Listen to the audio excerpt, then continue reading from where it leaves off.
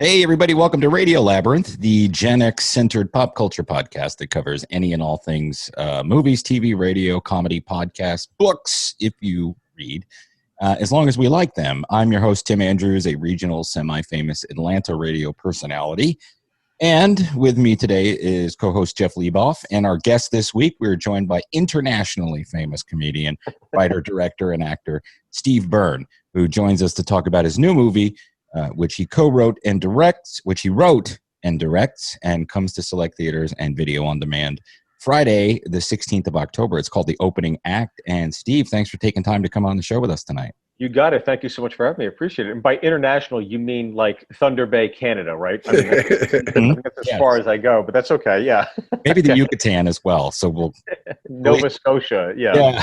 Nova Scotia. What? I've never been up there. You must have been to Canada as a comedian. I've been to Canada quite a bit, but I watch Curse of Oak Island all the time, and I think that's probably why I said Nova Scotia. So good. Where are you from originally? I know you've told us, but born in Freehold, New Jersey. Grew up in Pittsburgh. That's right. I knew you were a Pittsburgh guy. I remember. I got my Civic Arena, igloo shirt from where the Penguins used to play. So. You still watch the NFL? Do you watch the Steelers? Are you into that? I watch the Steelers, but the Penguins are my team. I love the Penguins. You guys had the Thrashers for a second. And watched it. Yeah. Nobody went to the game, so they left. Nope. We went to a couple. I used to get, when I worked in promotions and radio, we always had them to give away because nobody went. So I would go to the games down there. And it was fun, but, because I'm from the North, so we grew up liking college hockey and pro hockey. And Atlanta was waiting for a soccer team. Yeah, now we have one of those. Oh, nice. Atlanta United. I love the names of the teams. They don't really, they're all like Washington's football team now. The soccer team from Atlanta. There's no real good mascots in soccer. It's like the Galaxy. It's like, what are you going to, a large gassy object to put in? It's like, that's horrible. It's a horrible, like Penguins, you got a mascot, Mm-hmm. Bulls, you got a mascot. But, soccer's the worst, I think, in terms of that. The only time I've ever been to the Igloo was to see WWE wrestling. At the time, it was WWF. Yeah. Never made it down there for a game. It was a great little spot. It was very intimate, and it was called the Igloo because it was this big gray shell casing, but the shells would pop open. It was originally built for an orchestra, like a summertime orchestra. So you'd get the outdoors, you get some fresh air, and the entertainment. And then I think 2 years into it, it never opened because it got stuck, and they just said, the hell with it.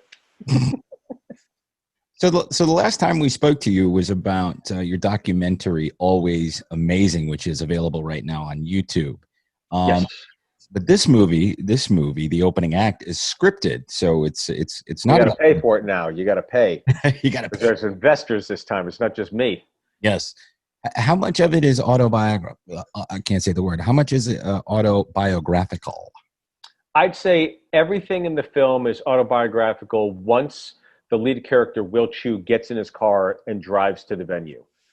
Before that, it was just like, I thought a fun kind of rootable narrative that I thought would be created. But once he's on the road, it all happened. You'll see things in this film. You're like, there's no way. It's like, oh, yeah, way. It happened. I got battle scars to prove it. So I think that's the fun thing is, whether it's radio, whether it's ending up in the woods under a trailer or 1,000 different things that happen to the main character throughout the course of the film. I've had cast members that have seen it, that have had screening links that they either text me or call me the same three things. It's verbatim. It's, I loved it. It was very authentic. And now I have to go see a therapist because you re-triggered all these awful memories from early on in my career. So I thought, okay, I think we're off to a good start here. Yeah, I enjoyed the trailer. Actually, when I laugh in a trailer, I know that I'm going to laugh in the movie and enjoy the movie. Oh, good, because we didn't give anything away in the trailer. There's some big scenes in this that we didn't give much away, so I'm glad to hear that. Was it Nikki Glazer in the radio scene? That was Eliza Schlesinger. All right, my bad. I'm sorry. That's okay. They all look the same. All those Karens. All those white chicks. Yeah. No, but that line she said, which it escapes me, but I just burst out laughing because it was just unexpected. Oh, she said, "That's not funny." That's funny.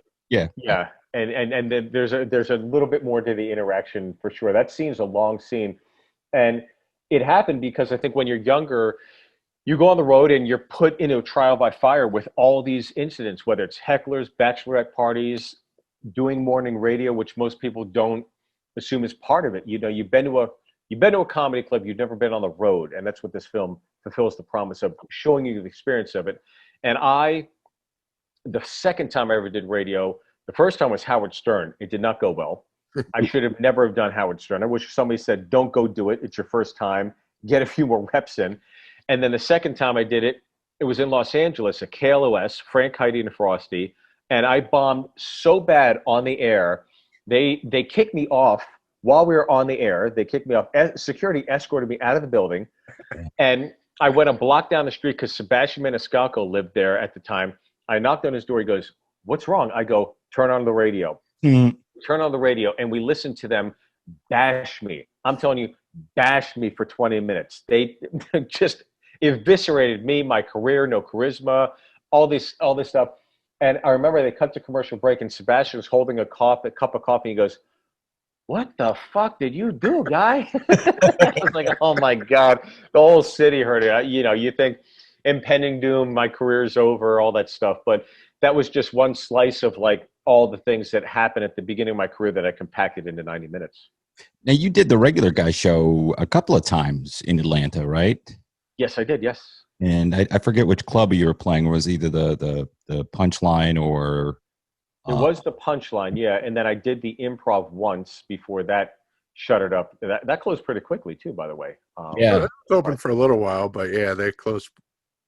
Yeah, weird location. Pandemic. Pardon, Jeff? They closed pre-pandemic. There wasn't. Yeah. Pandemic.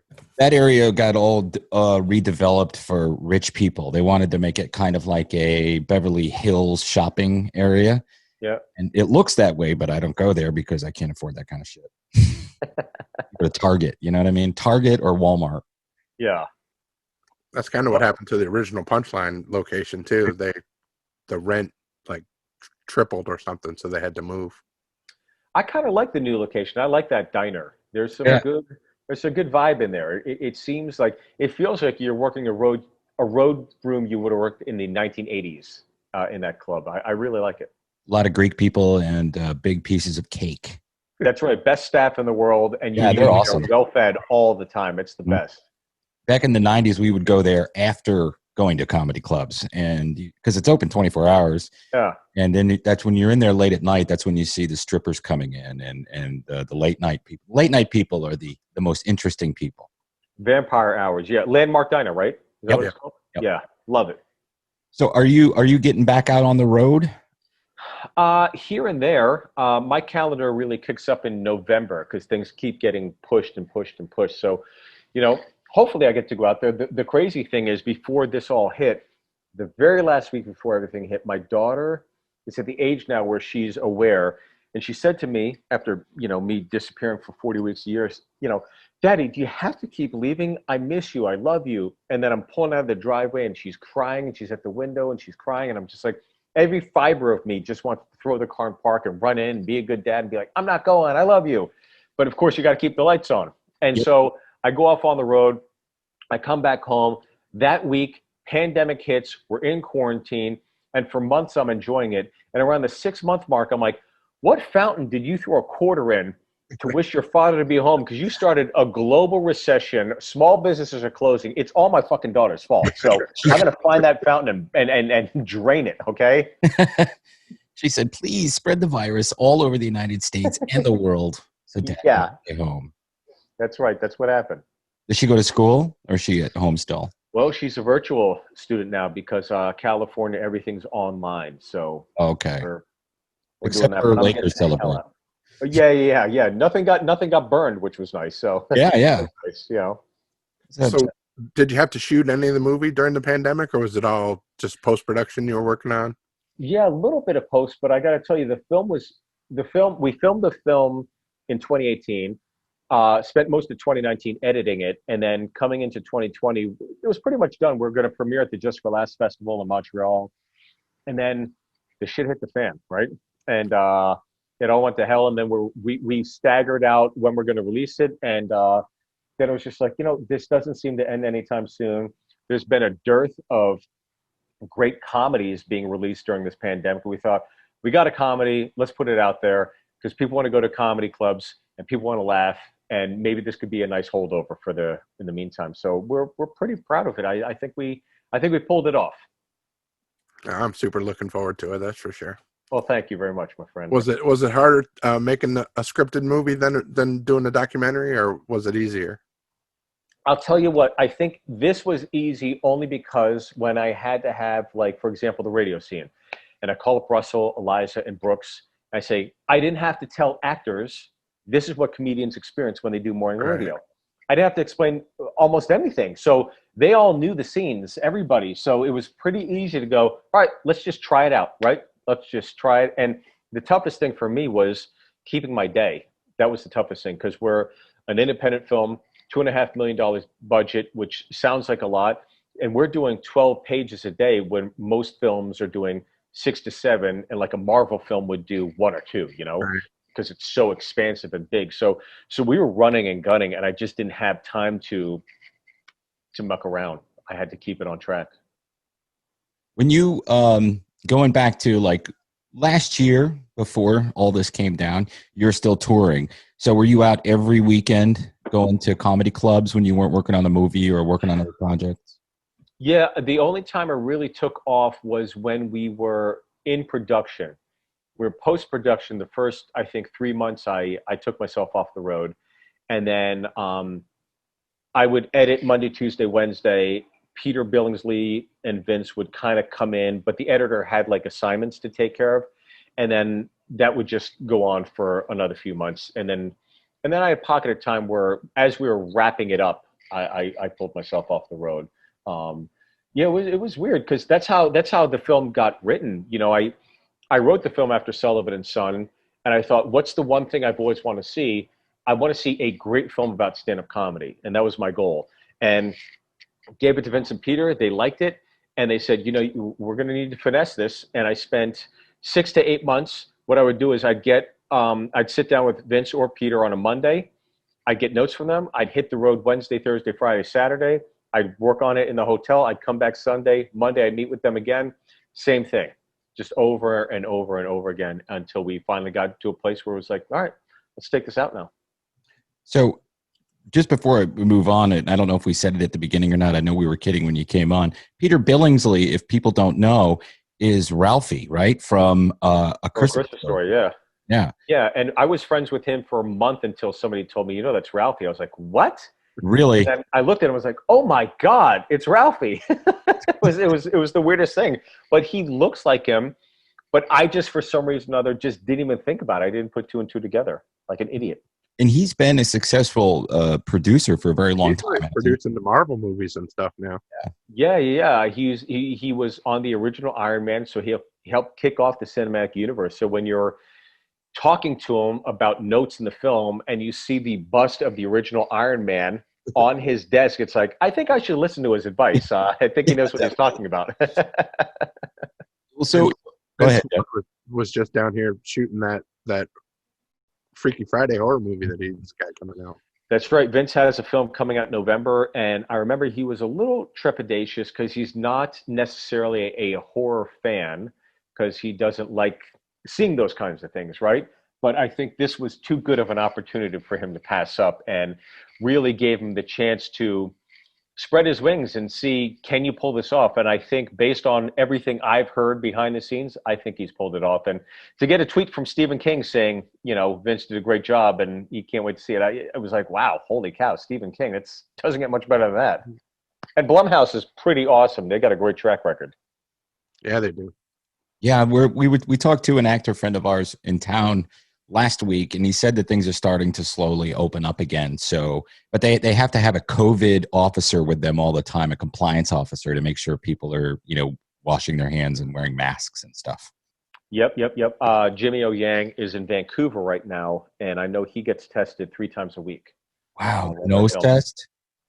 Nose test, yeah. Nose swab, which is not, it does not sound like fun. It is. Oh, so you haven't had it yet? I've had it 3 times. 3 times. It's not fun. You've had it? Okay. I've just, I guess I'm just like a dope where I'll go and I've had a handful of road gigs and I get to the I get to the hotel and they take your temperature with one of those guns. I'm like, I guess I don't have it.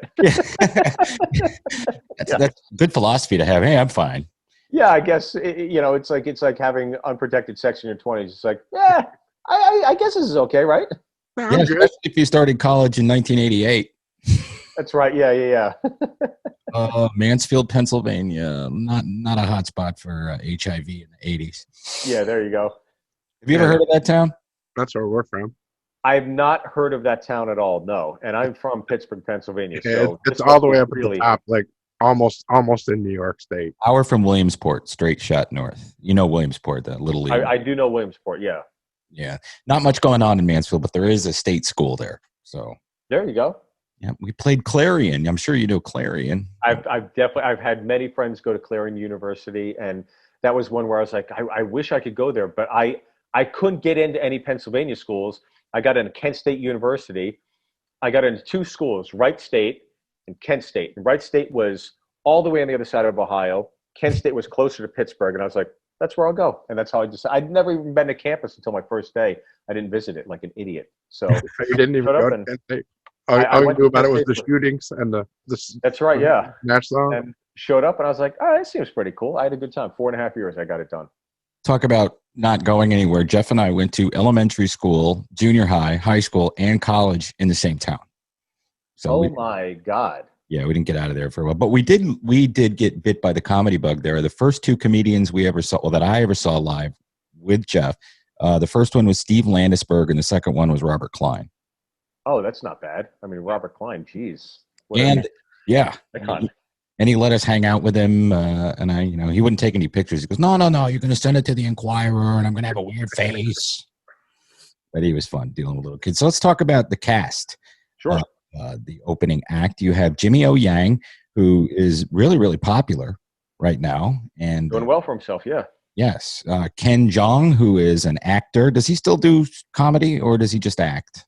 He does a lot. I mean, for most people that don't know who Ken is, Ken jumped out of the trunk naked in The Hangover and set Asians back another 3.5 inches. That's how I refer to Ken Jeong. I was happy to see that. I'm like, hey, I could get in a movie now. Yeah, that's right.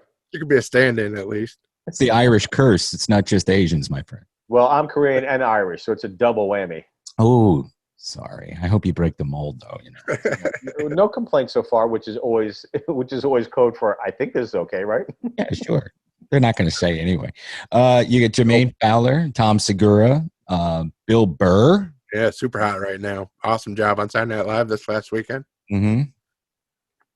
Yeah, it was a lot of fun. It was a matter of just kind of like going down my phone saying, who looks like a skanky cop? Oh, Segura. Hey, Tom, are you available this Saturday? It was literally kind of like that. So it was great. I think Bill was Bill was the first comic I called as I was casting this. And I needed someone who looked like they could run an office. And Bill's got that.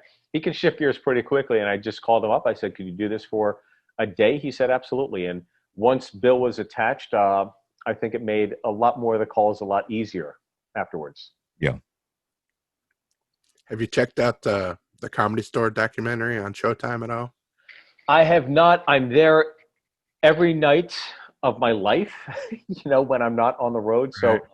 I've heard most of the stories. I live it every week and see all the same guys. So, I haven't checked it out yet, but I heard nice things about it. So maybe at some point down the line, I will when I eventually get Showtime. I figured you must be working there quite a bit, living out there. So Yeah, there all the time, and there's something special about that place. It's a great, much like the Comedy Cellar, there's two kind of like places you want to pass to feel like you're part of the comedy scene. And right now in Los Angeles, when I first moved there, it was the Improv, and right now it's the Comedy Store. And in New York City, it's always been the Cellar.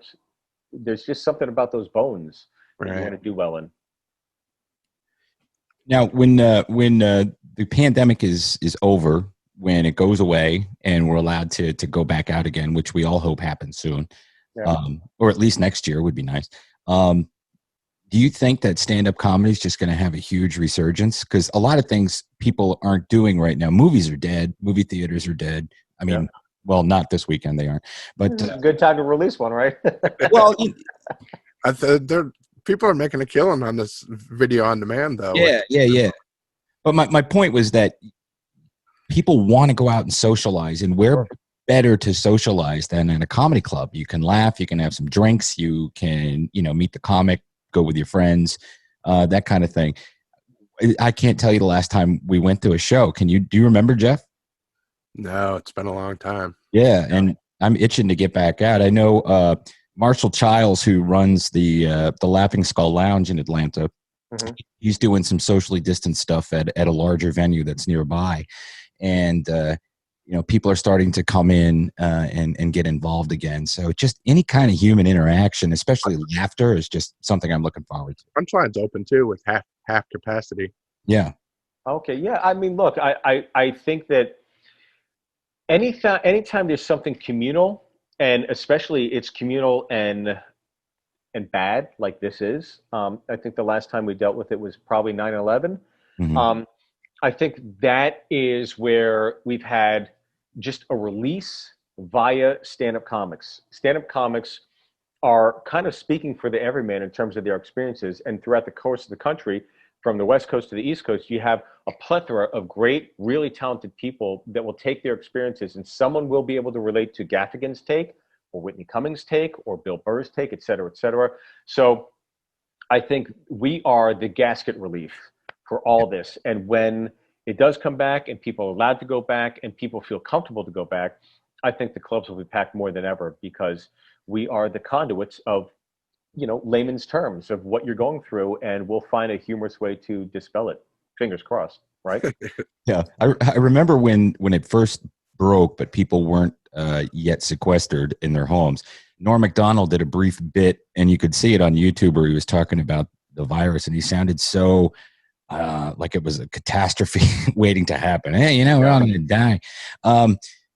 But to my point, the conduit of, okay, this horrible thing is about to happen to our country is happening right now, and here are some jokes. You got to laugh, and that's where. Yeah, and I think Bill Burr was a part of that when he did his SNL monologue. I mean, that Rick Moranis joke was so goddamn funny. I laughed out loud. I never laugh out loud watching stand-up comedy on TV. It takes a lot for me to laugh out loud.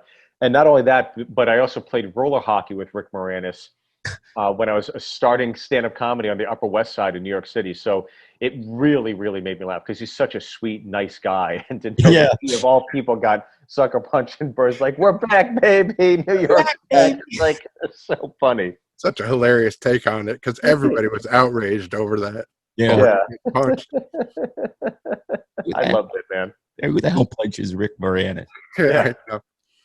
And you did a great job on Tell 'em Steve, Dave, last week. I heard you on there. Oh, thank you. I love the Impractical Jokers. I think those guys are so talented. The show is so funny. The movie's great. And I think they deserve a lot more credit from the industry than the industry gives them. The fact that they have a film coming out and could only get on one late night talk show, it's astounding to me. I think we have a movie here, and you look at the cast, you look at all the stand-up comics, there isn't one late night talk show that's going to have on a film that has all these great comics that represent stand-up comedy to promote it. It's crazy. And these progressive darlings like Trevor Noah and Colbert preach these progressive values in terms of diversity. And it's like, you have a film written and directed by an Asian American.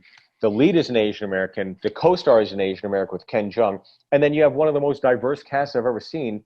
And you won't have any of us on to promote this thing. To me, it's really just, there's a lot of hypocrisy with those late night talk shows, and something I think it's just like, okay, it is what it is. We'll make do, but ultimately, it's always going to be the people that decide how this is viewed and taken. So I think we have a pretty good chance at this. Does Conan O'Brien continue that tradition, though? I would think that he might be somebody that would say, yeah, come on, let's talk, let's laugh, let's talk about this movie. Nope. No, I think he was forced to have me on his show when Sullivan and Son was on. Mm-hmm. I could tell he didn't necessarily want me on the show. And then for the next 3 seasons, we begged for anybody to be on the show to represent. It's like Brian Doyle Murray, who wrote Caddyshack, isn't good enough to come down to the studio. It was just mind-blowing to me. And I think that especially with Conan, there's I guess a kind of a snobbiness, I suppose is the right word. Really? They appreciate more of the more kind of like the alt comics than traditional mainstream comics. They have a very, I guess, snobby palate. So I didn't know there were still alt comics around. I thought every one of them had become mainstream now. Like Patton Oswalt used to be an alt comic, but now he's on Twitter a lot. Let's just say that.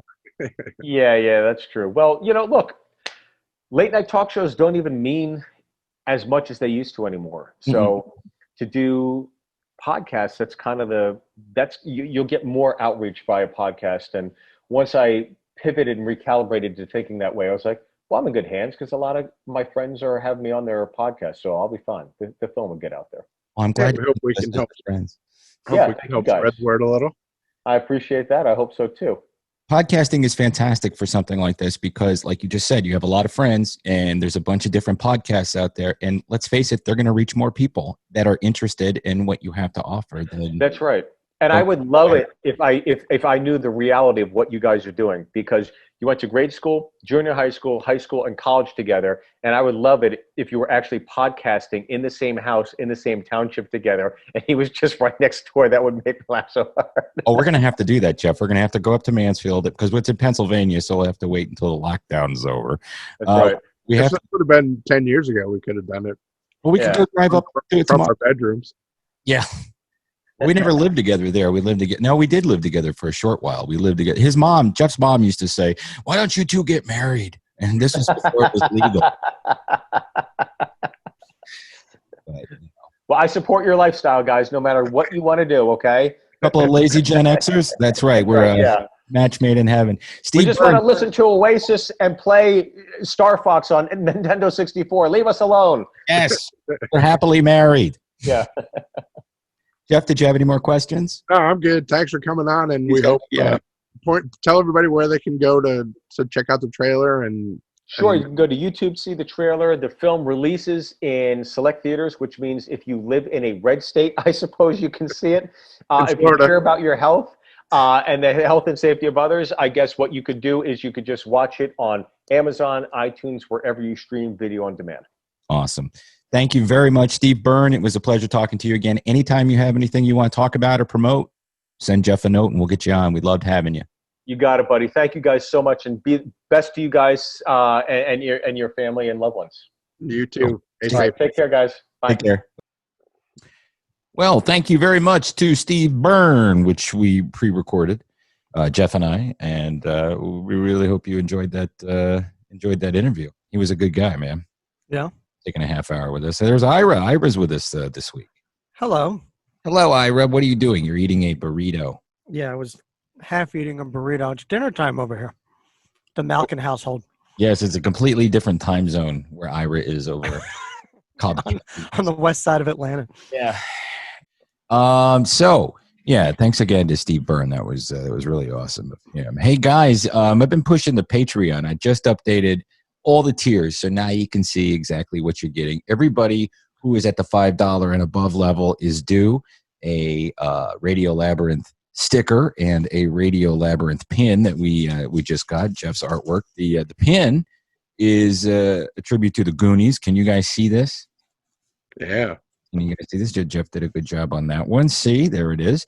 And of course, if you're listening at home, you can't see it. And then the other one is this nice circular sticker. Nice work, Jeff. Yeah, this is what Jurassic Park. So all of our stickers and pins are going to be themed. And you know what? I got a bonus offer from Sticker Mule today, so I went ahead and ordered the Starbucks logo tribute that Jeff did. So you're going to get 3x3 stickers for that, which we'll have for next month. But we're going to try to keep these going and get them out to you. So make sure that if you are on Patreon and you support us on Patreon at patreon.com/Tim Andrews, that you go there and send me a message and include your address so I can drop these in the mail. About 4 or 5 of you have already responded, and I know there's a lot more. So, hey, let us send. Everybody loves swag. Everybody loves swag, especially free swag. Swag is a way of life. I love swag. Did it change from swag to swag at one time, or has it always been swag? We called it swag years ago, and now it's just swag. Huh. I think Schwag was too Jewish, and everybody said, you know what, we got to. No, we called them tchotchkes, and then it would be Jewish. We had to gentrify it. We're going to send out some tchotchkes with Southside Steve. He's going to be doing a remote live from the Jewish Film Festival. It's going to be amazing. Southside, he's not Jewish, but he loves us so much. I think I'm finding issue with this Schwag. It sounds too much like schmuck or schlemiel. I don't like that. Fuck, schlemiel. Yeah. You're cocking off and yum. Boy, come on. Oi, come on. Jawohl. Oh, wait, that's German. No, that's not good. Don't mix German with Yiddish. Oi, come on. I don't know. Oi, come on. Yeah. Oi, come on. I like that. Guys, so yeah, do that if you're a Radio Labyrinth patron. If you'd like to become one, you can go to Radio Labyrinth. I'm sorry, you can go to patreon.com/Tim Andrews. Also follow us on social media. YouTube, we actually have our own URL now, so that is just youtube.com/Radio Labyrinth. And thank you to Dustin Lawler for all the work that you've been doing. Also, if you are a Patreon member at a certain level, you can check out our RLP recasts, and we are going to be recording a new one tonight. And yeah, so check that out. Steph is not with us again this week, and I wanted to just say briefly that we all send out prayers and our hearts to her for her loss. She had a passing in her family. She lost her brother last week, and it's been pretty rough. And so if you're friends with her on social media, maybe send her a message and just tell her that you hope she's doing all right. It's very sad when something like that happens. I think we've all experienced that kind of loss in our life, and it's really tough when somebody is your relative and also a really close friend. So, right. Yeah, she said they were close. Yeah, and he looked to be, from what she's told me over the years, a real fun guy that we probably enjoyed talking to on here. I'm sure. It was out of the blue too, right? He wasn't sick or anything. Yeah, I mean, I don't know the full details, and I don't know that she wants to share that. I don't know.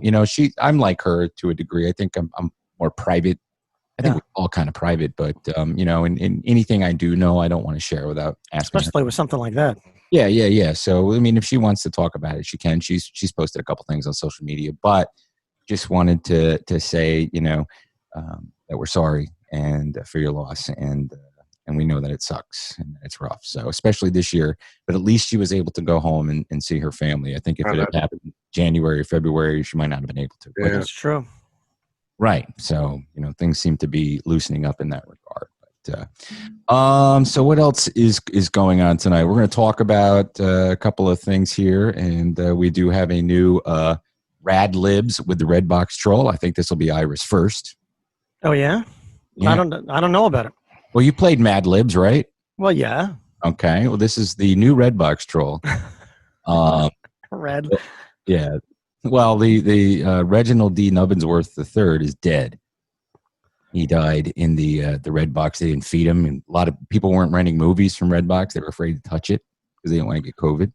Yeah. So they, he wasn't able to get out, and he, I believe, suffocated. Suffocated in the box. Yeah, I don't know really what happened. He drank his own urine and choked on it. But I'm not. You don't know what happened. I don't know. I think there's something going on here. Is he really dead? The guy knows. The new guy knows. I've forgotten the new guy's name, so we'll just call him New Guy. Did we have a name for him? I don't remember. I can't remember if there was one. I don't know. Ian Nubbinsworth. This is his twin brother, but we did have one, but I'm sure we'll get messages saying, "You idiots! It was blah blah blah." Yeah, and I don't even remember the name of the first guy. Who was the first one? RBT. I don't know. I think he didn't have a name. That's right. He didn't have a name. I don't know. Somebody, if you know, I'm looking at you, Roby.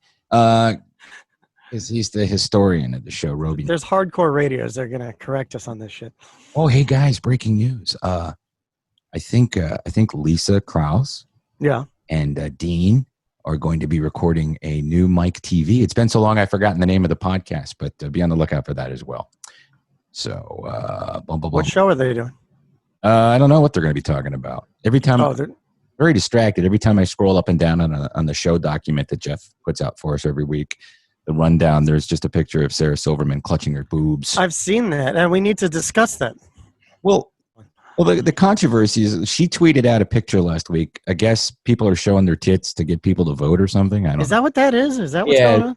Well, a bunch of comedians were getting naked to remind you to vote. Like, you can't escape being reminded to vote. You know, anywhere you go, the mailman. No, the mailman, the letter carrier. I was Watch saying, it, Tim. Yeah, no, it's very. I mean, with what's going on today, I mean, women's rights are just being stolen from them. So the bunch of comedians, and so she's in front of. I don't even know where the hell she is, but she's standing in front of a brick wall, and there's lots of pictures printed out and stuck to that wall.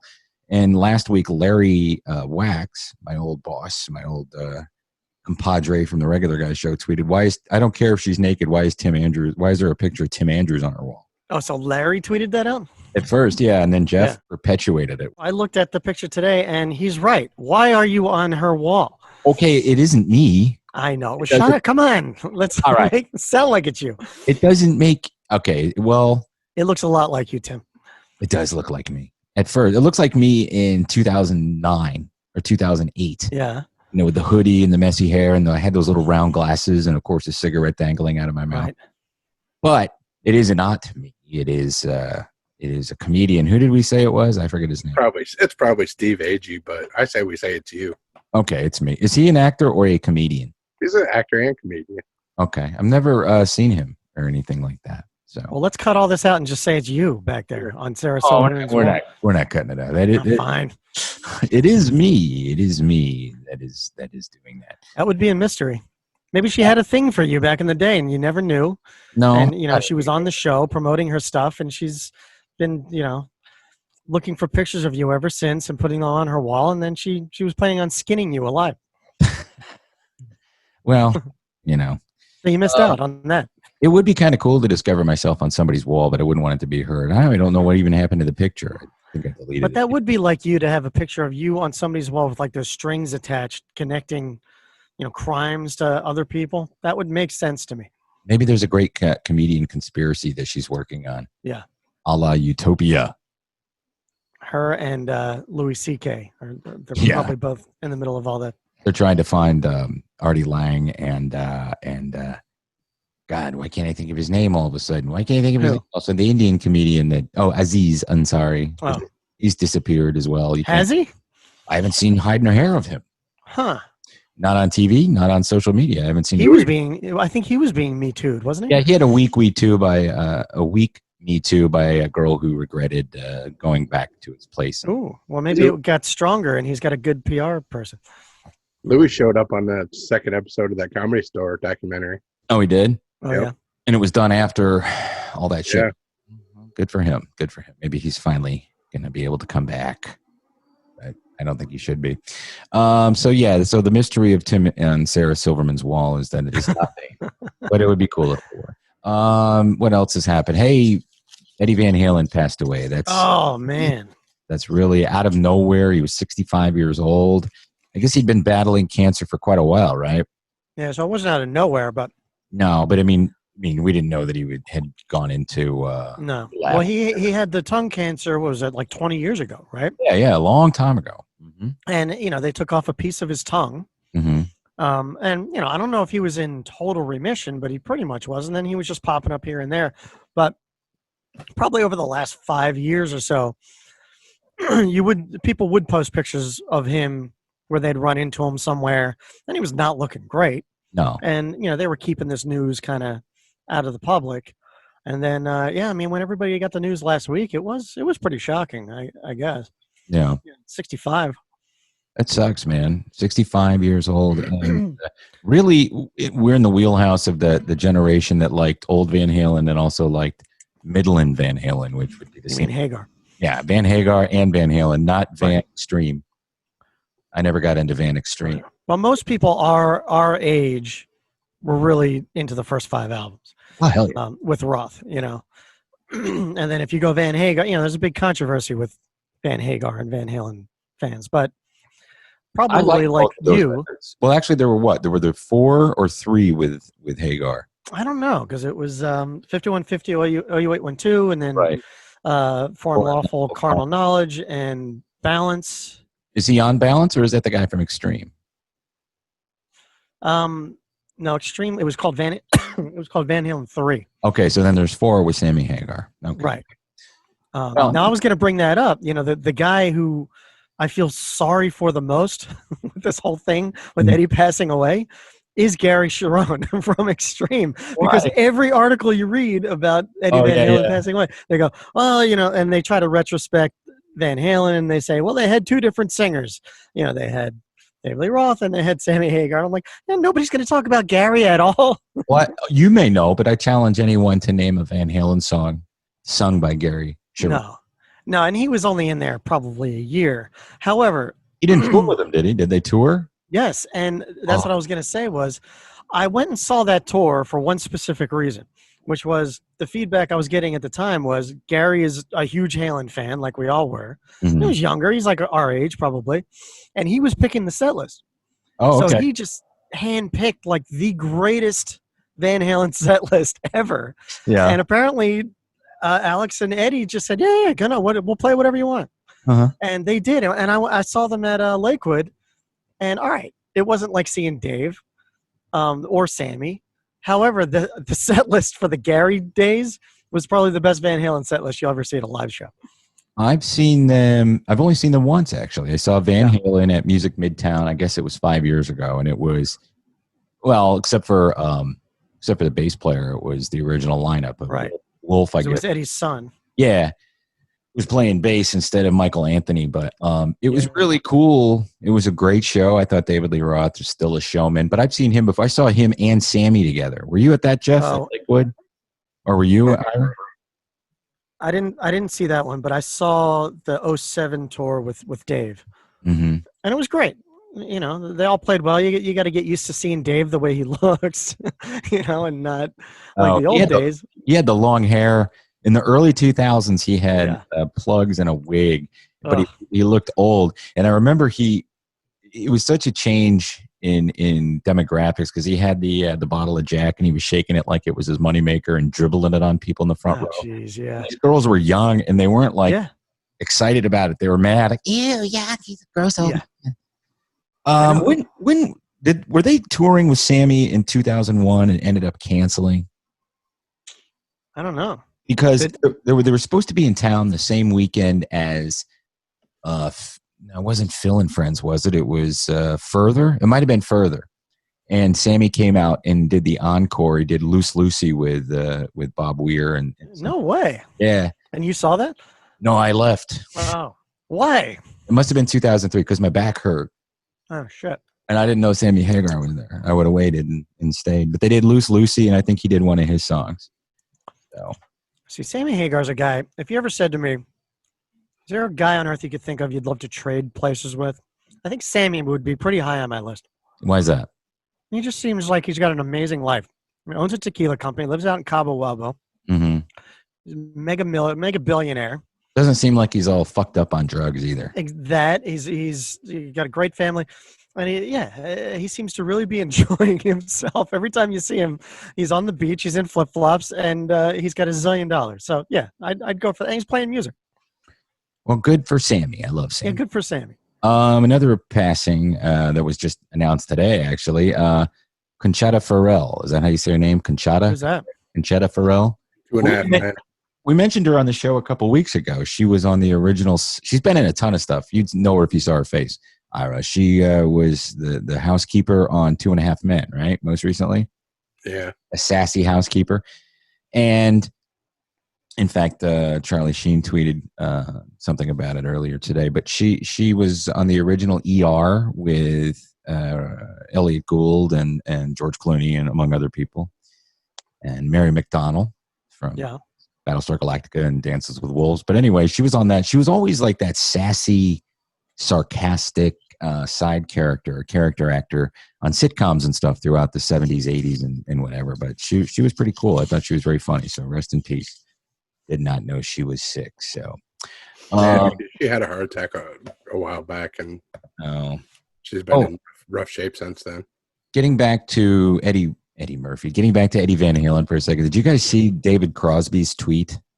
No, about Eddie. Yeah, somebody had asked David Crosby, and by the way, David Crosby is a prolific tweeter. Okay, he tweets all day. People ask him to rate their joints, their hand rolled joints, and he's pretty. Yeah, I've heard that. Sarcastic. Yeah, So somebody asked him about what do you think of Eddie Van Halen? And he replied, meh. And everybody lost their shit. Really? Yeah. But he wasn't thinking, oh, Eddie died. He was like, what do you think of him as a guitar player? So he didn't like Van Halen, which, okay, that's not for everybody. Makes sense. Right. It makes sense. He's in the Birds and CSN and all that. But he got so much shit on Twitter. Like, it was D. Snyder was giving him shit. D. Snyder said I had never liked David Cross or his stupid mustache. Yeah, or a stupid mustache. And some guy from Testament, I don't know who the fuck they are. I mean, I know who they are, but I don't really know that I know anything about them. Said something to him as well, but he's apologized profusely. Not that he should have to, because he wasn't talking about the man or celebrating that Eddie died, but he was just, I don't like Van Halen, so. What else is going on? Yeah, Eddie. One more thing on it. He was just, not that I've thought about seeing him that much in the past probably 5 to 10 years, but it was just always one of those. Van Halen was such a part of my childhood. I know those albums back and forth, like the back of my hand. I guess he was just always somebody I thought I'd see live again. Mm-hmm. And when one of those comes up, like somebody from your childhood that just cuts short like that, it's like, well, then that's that. I'm not going to see that again. We're getting to that age too. Yeah. We were probably like that with Jerry back in the day. Yeah. Well, we were young when he died. I was 24 actually. It was 95, something like that? Yeah, 95. That summer we lost him, Mickey Mantle, and George Burns. Oh, yeah? Mm-hmm. So I still have the newspaper covers from all of it. What was I going to say? I used to say that Eddie Van Halen looked like Don Mattingly back in the 80s. They look similar to each other. I can see that. And in tribute to Eddie Van Halen, I've been watching old episodes of One Day at a Time on Pluto TV. Because of Valerie Burton. Yeah, that season without Julie. That's such a terrible season without what's her face? I forget her last name. She's Mamas and the Papas chick. What's her name? Oh, English, motherfucker. Do you speak it? Mackenzie. There we go. See, Mackenzie, there you go. Well, and then speaking of TV and film, one more thing with Eddie. You guys know the movie The Wildlife, right? Yeah. Bill Penn and the guy from Weird Science, and a great 80s movie, The Wildlife. Eddie did all of the music for that soundtrack. Yeah, I didn't know that. Yeah, and I remember I found that out back in the day, way back, and I found it on cassette, The Wildlife soundtrack.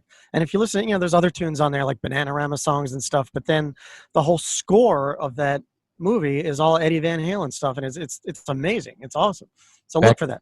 Back in high school, Jeff adopted the Chris Penn catchphrase for a couple of months in school. It's casual. It's casual. It's casual. It's casual. It's casual. It's casual. You remember that? Casual. That's casual. Casual. It's casual. If you radios haven't seen The Wildlife, go back and see that movie. Yeah, we talked about that. We didn't talk about it. I tweeted about it last week because it was Chris Penn's birthday. Yeah. Now I know because I'm researching every day when all these birthdays are. Sammy Hagar's birthday is today as we were recording. Really? Or it might have been yesterday. And then David Lee Roth's birthday was Friday or sometime over the weekend. So, I mean, they're very similar to each other. Weird. So what else is new? Gary Strong doesn't have a birthday. No, he was never born. No, but we're not supposed to talk about Gary Strong, apparently, according to the media. Poor Gary. More than words. You guys talk about whatever you want for a few minutes, but keep it clean. I got to go pee. Oh, really? That's what's going on? Why not? Hey, this is real life. Let's talk TV, man. What's with Glow? You don't think Tim doesn't want to talk about Glow? And they canceled it because of COVID. I know, but I don't know. Teenage Bounty Hunters, which had also got renewed. But why would they cancel shows and not go back to them if they know they're going to have an audience for it? Like Glow was a popular show, right? I think they had to pay them to hold. Oh, really? Not make the season. If they were going to come back to it later on, they had to keep their contracts or whatever.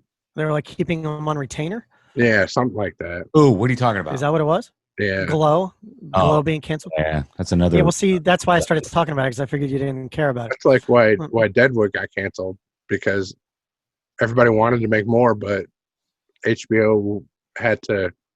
It wasn't because of COVID, but HBO didn't want to pay to keep everybody. Oh, and they were all doing other shit? Oh, they all wanted to do other shit, but they wanted to keep doing Deadwood. Right. But HBO had to keep their contracts or whatever. So I did love that show, Glow, though. I mean, and I didn't know a lot of people that were into it, but it was a good show. It was entertaining as fuck. It was a good show. And it was supposed to come back for a final season. It would have been nice to see what happened to the characters. Right. I hope they make a movie or something eventually. Yeah. Mark Maron was pretty bummed out. Yeah. Yeah, he got really attached to it, and he was great on that show, I have to admit. Yeah, you know what? He's a very good actor. He is, and you wouldn't expect it. Believable in the role, and acerbic and a dick, an amplified version of himself. But Netflix has a shit ton of money. I don't know why they're not just paying, because Tyler Perry, for all his productions, he just gave all his productions an extra $1 million for COVID shit. Really? For the COVID compliance officers, and for plexiglass, and for because Tyler's awesome. Dressing rooms and hand sanitizer all over the place, and putting people in the bubble. Yeah, see, this is why I'm not getting calls now. Maybe you will. Maybe you will.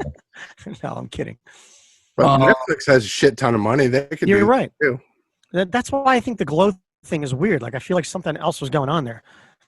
Like a bunch of other shows are coming back. Yeah, like if Marin or Alison Brie or somebody said, "I don't want to come back because of COVID," then that would be a reason. But it seemed like both of them really wanted to come back.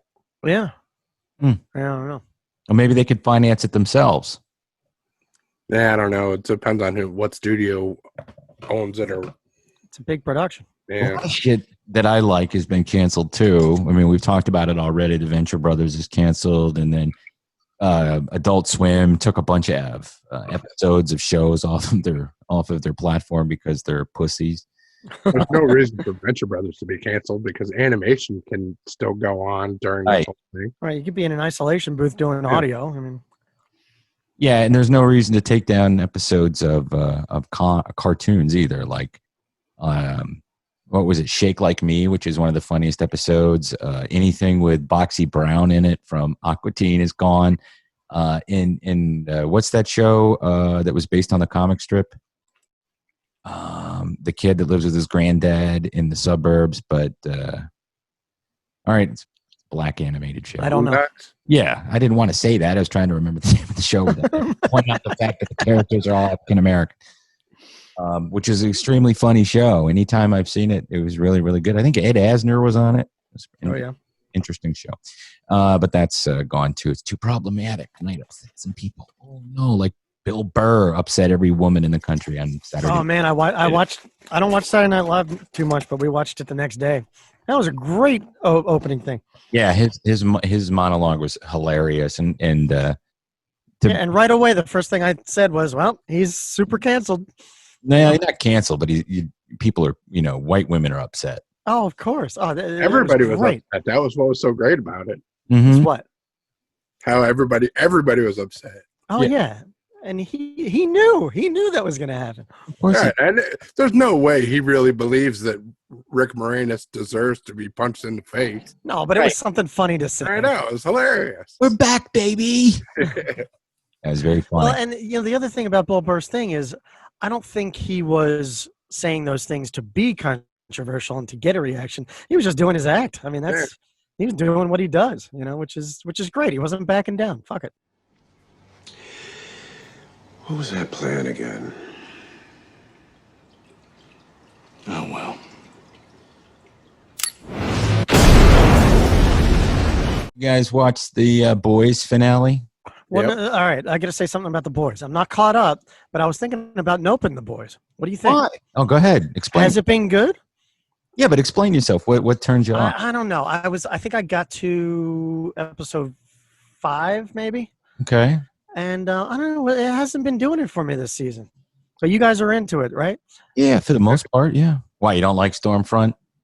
No, I like Stormfront. I don't know what it is. I haven't been super ecstatic about.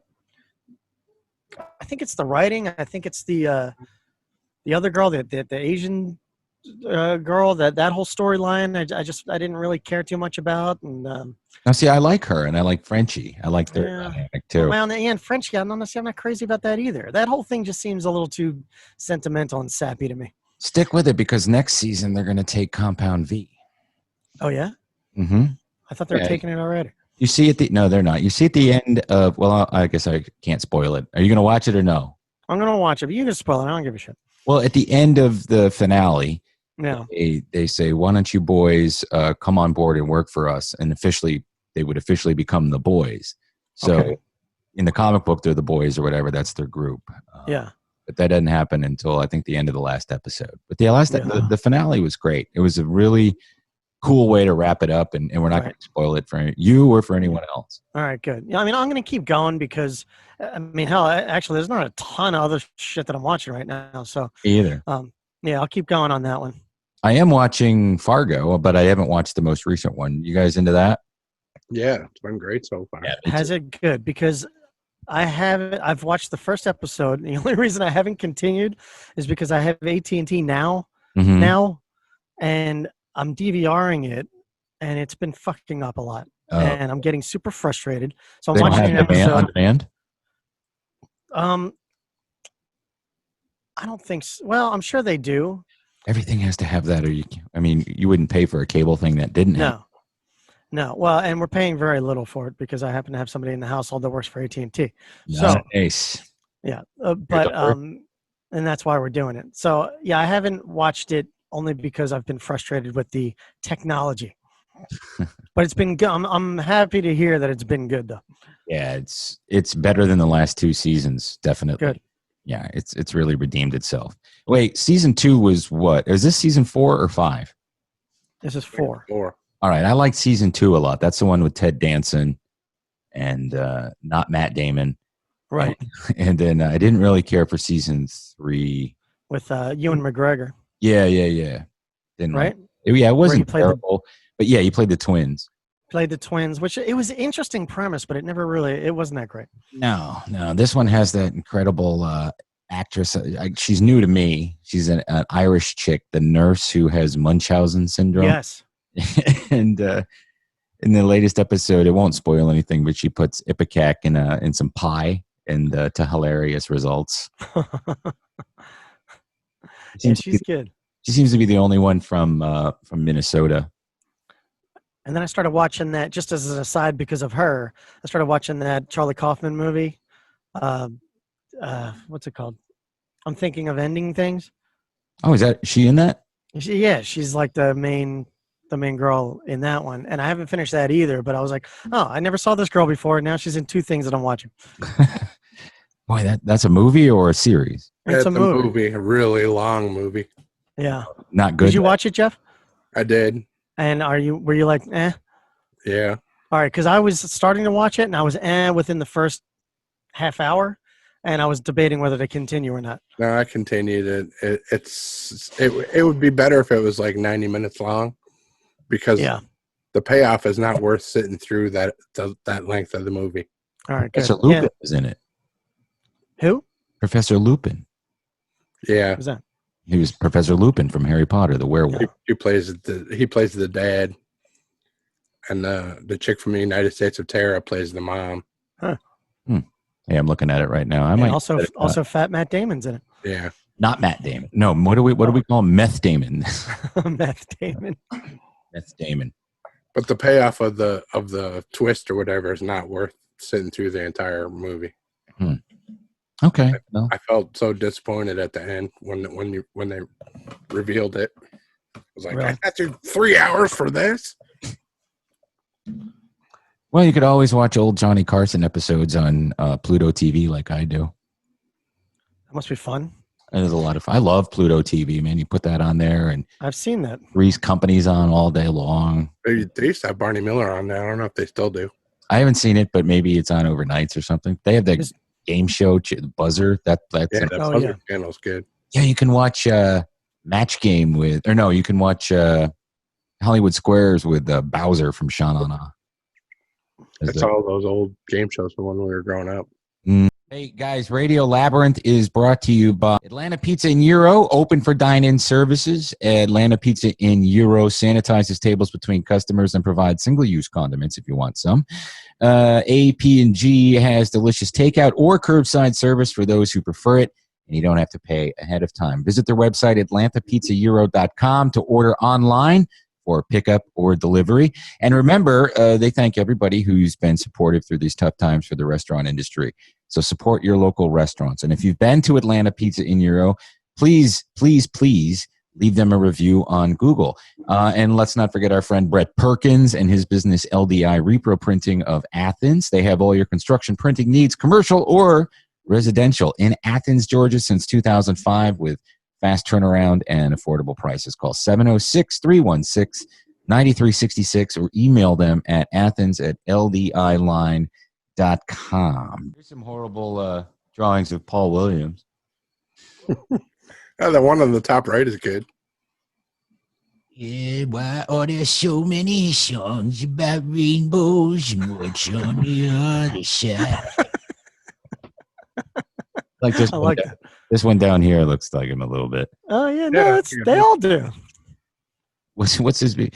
You and me against the world, and all the others turn their backs and walk away. Old-fashioned love song. Coming down in street bud harmony.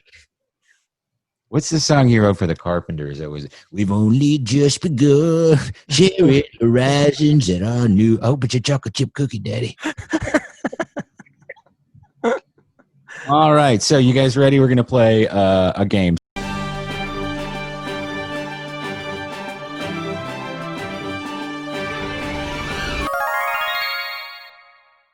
Excuse me. Hello, yes, it's the Red Box Troll. I'll explain it to you, so that you can understand, because you're a Philistine. And when we finish, I have to go hang out with my 16-year-old Red Box Lolita. So, did I say that out loud? You just said hang out, though, at least. Well, Sue Lyon is her name. Yeah.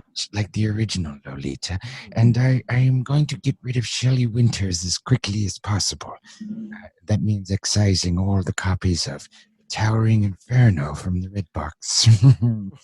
So basically, Ira, the way this works is I will ask you for something such as a verb, right? You know how to play Mad Libs. Yes, of course. And what it ends up being is that it's a movie synopsis. And then at the end, I read it and you guess the movie. How's that sound? Oh, it sounds awesome. I can't wait. And because it's spooky season, it's a scary movie. Spooky movie. So we take turns. And since you haven't been here, Ira, I will let you go first. Occupation. Occupation. Zamboni driver. Sometimes make me laugh. That one did. Jeff, type of crime. Murder. Wait a second. That'll work. That's the actual word. A different crime. Okay. Ira, a color. What'd you say? A color. Oh, a color. Let's go with lavender. Oh, that's a good one. Jeff, body part. Vagina. Oh, very nice. Ira, a type of toy. A toy. Viewfinder. Right, you know those things with the you press the button and the Master, yes. I'll Yeah. change it to Viewmaster. Jeff, a boy's name. Andrew. Jeff. Andrew. Ira, I need a verb. Well, verb. Punches. Punch. Punch. Yes. Okay. Yes, that'll work. Is that gonna work? Jeff, an age. 69, dude. Yes. Ira, relative. A type of relative that you might have. Oh, let's go with second cousin. Okay. Hang on. I mean, listen. Yes.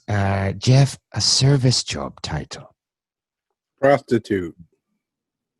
Okay. That's a service, all right. It's interesting. Let me write down Viewmaster again. Ira, plural noun. Boners. Okay. What? I think there's a few more. Jeff, I need an adjective. Purple. Okay. I like this game already. Ira, last but not least, give me a noun. Tomato. Oh, wonderful. Okay, so are you ready for me to read it? Oh, I cannot wait. Okay, here we go. Gunned down by Zamboni driver Mike Forrest, dying rapist Charles Lee Ray uses lavender magic to put his vagina inside a viewmaster named Andrew, which Karen Barclay then punches for her 69-year-old second cousin Andy. When Andrew kills Andy's prostitute, the boy realizes the viewmaster is alive and tries to warn boners, but he's institutionalized. Karen must convince the prostitute of the purple viewmaster's intentions before Andy becomes Andrew's next tomato. Do you know the movie? Child's Play. Yes, from 1980. Child's Play, starring Chris Sarandon, Brad Dourif, and Catherine Hicks. Thank you very much. Very good. That was funny, wasn't it? Yeah. You get the right. What? I said Mad Libs is that's always gold. Yeah, when you're a 12-year-old, Yeah. When you're young and you fart, hookers, fuck. I only That's why I like said Child's Play movies with Jennifer Tilly in them. Yeah, I like Jennifer Tilly. I recently watched with the kids the a Treehouse of Horror where Krusty is the doll. Krusty the doll is like, yes. Those episodes are so fucking great. They're still my fun. daughter's been going around the house like, oh, I see your problem right here. Somebody set this thing to evil. What's one of the lines he says as Krusty? You Homer Simpson, I'm going to kill you. You Homer Simpson, I'm going to kill you. Marge, the doll's been talking to me and the toaster's been laughing at me. What's my favorite? One of my favorite Homer, and it's not from a treehouse, but it's when Sideshow. It's the Cape Fear. Oh, I love that episode. Yeah. Hey, Bart, check out the new chainsaw I just. Oh, what is it? Hey, check out the new hockey mask and chainsaw I just. Right. Hey, Bart, do you want some brownies before you go to bed? It says the Bart, nobody who speaks German could be an evil man. An evil man. Before I send you to hell, I will send you to heaven. To heaven? Yeah. Guess who? Mavis. I'm gonna go. Where do you watch those? They're all on Disney Plus. Actually, yeah, everything's on Disney Plus now. Yeah. I guess you guys wouldn't have that anymore until Mandalorian comes back in a month. Oh, I have it. Oh yeah. Yeah, I have all that shit. Tough guy. Yeah, I think a lot of people are going to be getting Disney Plus again soon. Oh, they haven't gotten it already for Hamilton. Ira, do you know this? The Jerky Boys are putting out. Well, the Jerky Boy is putting out a new album at the end of the month, or in November. I mean, I know it now, mostly because of you guys. Yeah, Jeff's trying to get him to come on, but he's kind of busy. And what is the deal with this? So this is something they recorded brand new, or he recorded brand new? Yeah, he told us last time we spoke to him that he was working on a new record. Yeah, that was 2 years ago, 3 years ago. So yeah, now we'll be able to hear it, and hopefully we'll be able to talk. Now the way I saw it advertised though on like Facebook, he said it's a new call, but is it a whole new album of calls? No, he released a new call as a teaser, but there's a whole album coming out. It's okay, just going to be called the Jerky Boys. Okay, of all new stuff. A very funny call. Let's see. I didn't really watch much, Jeff. If you want to go ahead and my staff pick is the same as yours. I want everybody to get the opening act. Steve Burns new movie. I want him to get that on video on demand Friday. I watched all of Bert Kreischer's series that dropped today, The Cabin. Was it good? Yeah, it was pretty funny. What's it about? That's some crazy shit. Like, he goes up into this cabin up in the woods in California, and he's supposed to be there, like, to have alone time and center himself and all this stuff, but he ends up calling people like Joey Diaz and Nikki Glazer and a bunch of other people to come up there and basically, like, just get high and sit in the hot tub and do crazy shit. That's cool. Yeah, it's pretty funny. I'll have to check it out. What else did you? He's almost naked in every episode. Yeah, I've seen it. That's what bothers me about Bert. I saw it. He's sitting right there. Hey, there it is. Yeah. I always see too much of Bert. That's the problem. Yep. Yeah, you see a whole lot of them in this.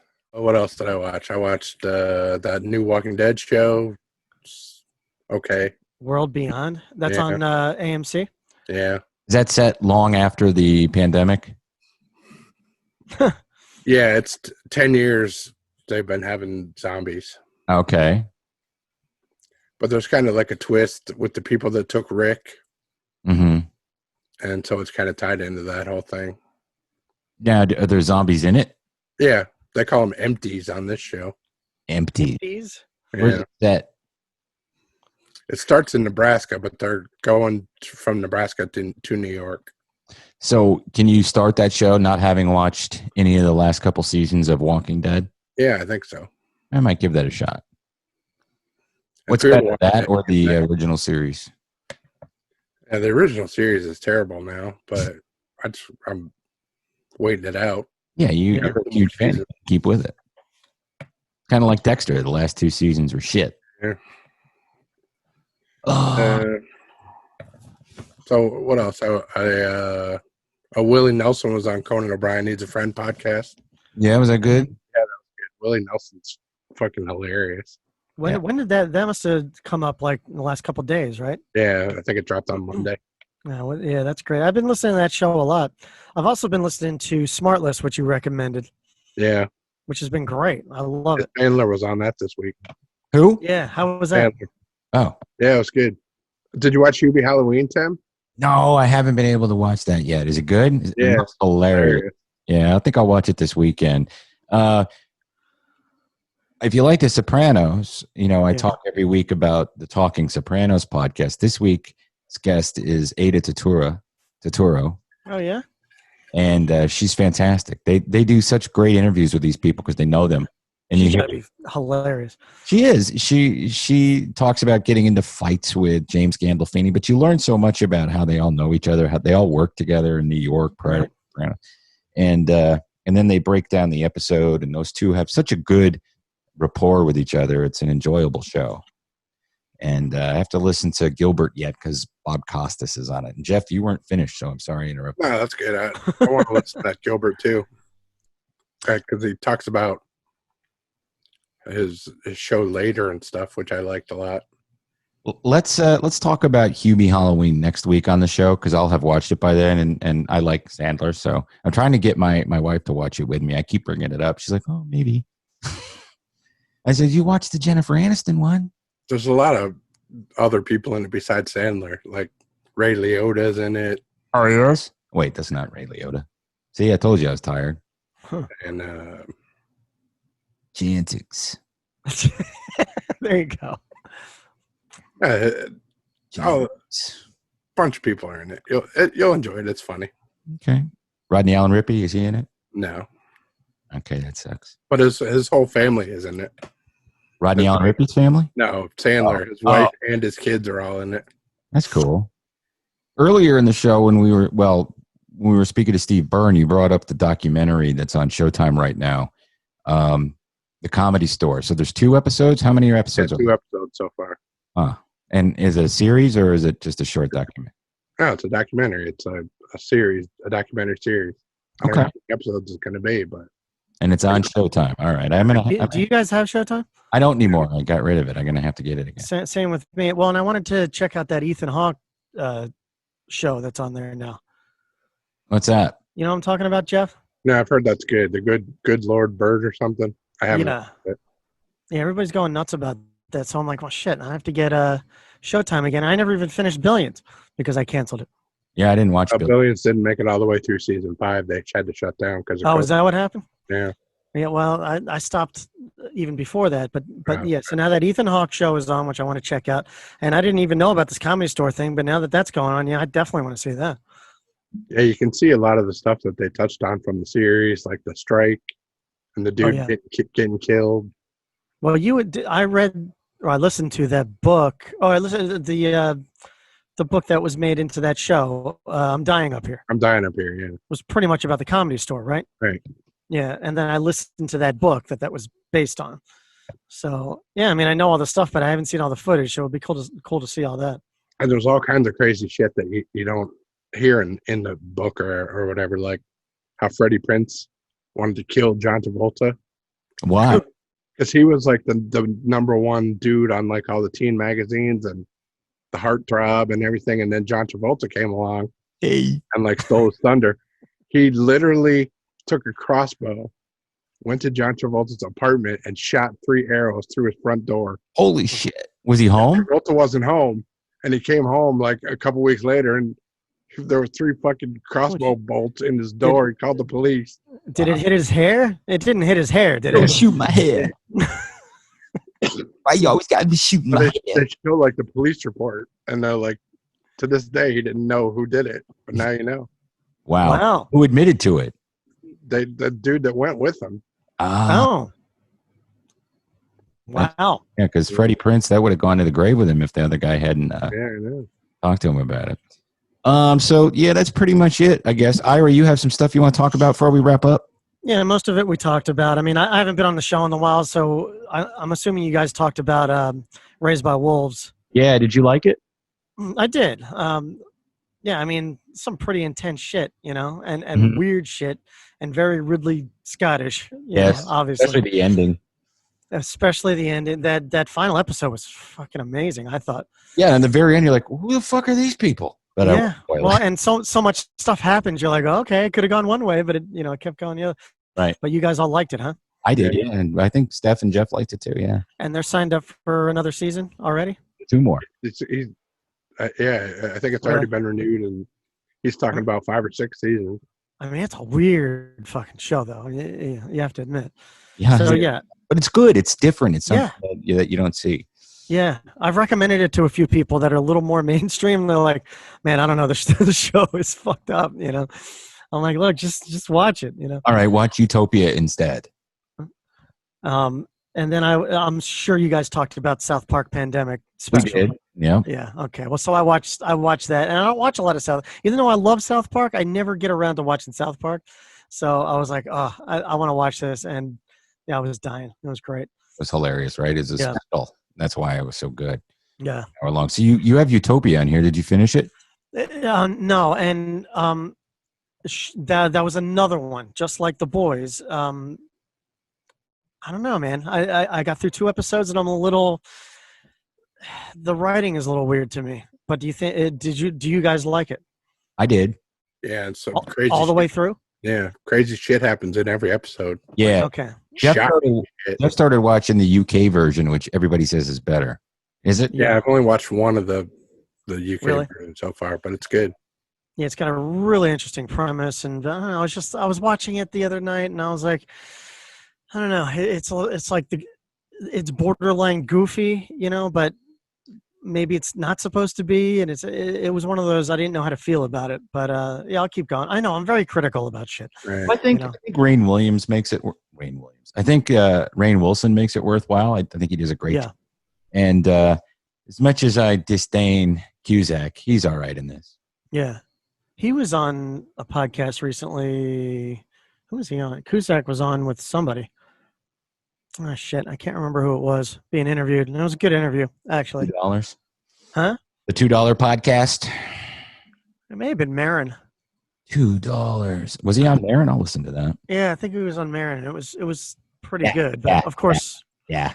Of course, those guys, share the same sensibilities politically, so that they meshed well. But there's a way that you deliver it that's different. I expect it Sure. there, and I don't care about John. They didn't get too hardcore with that stuff. And then my staff pick, just real quickly, I've been listening to the Eddie Trunk podcast a lot, and you know who Eddie Trunk is, right? You know, and his podcast, I guess it's the same as what's on his Sirius show, but he interviews a lot of just old rock and roll guys. And so Charlie Starr, who's in this band Blackberry Smoke, an Atlanta-based band that I'm really into, that probably a lot of our listeners are into as well. You guys are familiar with Blackberry Smoke, right? Yeah, I've seen him a couple times. So I love those guys. And recently, so Capricorn Records and Capricorn Studios is in Macon, right? And that's what the Allman Brothers were on, and a bunch of other Georgia bands were on Capricorn. Widespread Panic was on there. Wasn't that a disco label? Huh? Wasn't Capricorn a disco label? I don't think so. I Oh, think no, it was all that's Southern. Casablanca. Okay, go ahead. Right. It was all Southern rock. But Right. so they shut down the studio like 40 years ago.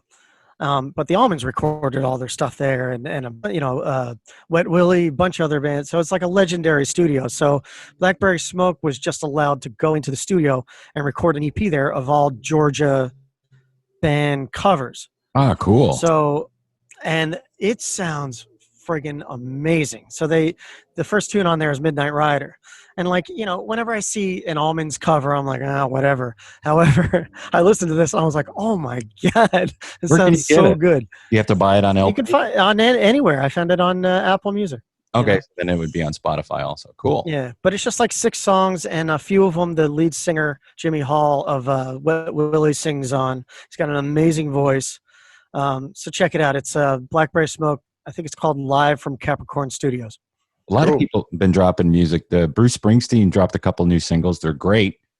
Yeah. And, the one, I forget the name of it. It's a really long song. It sounds like it came off the river, and you hear Really? little Steven in the background. Yeah, it's one of those epic Bruce Springsteen and the E Street Band type of songs from the late 70s or early 70s. A lot of bands. Pretenders put out a new album that was really good. Oh, they did? Yeah, but nobody knows because Yeah. they don't get played on the radio because they don't suck. Oh, yeah. And what's the other band that put out? Psychedelic Furs put out a new record. Yeah.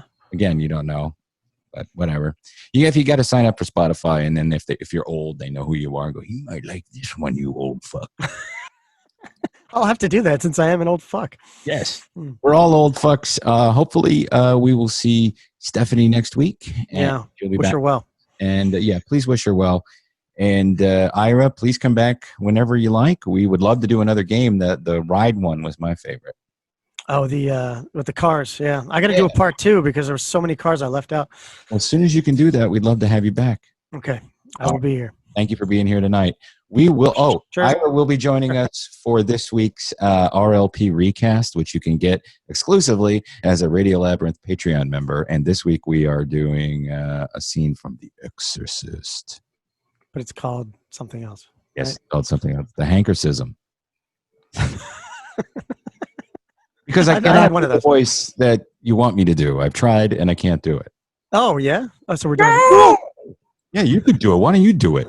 No, Yeah, see, why don't you do it? no. And then I'll do the character you're going to do. I'll do as Hank Hill. Oh, yeah, that'll be good.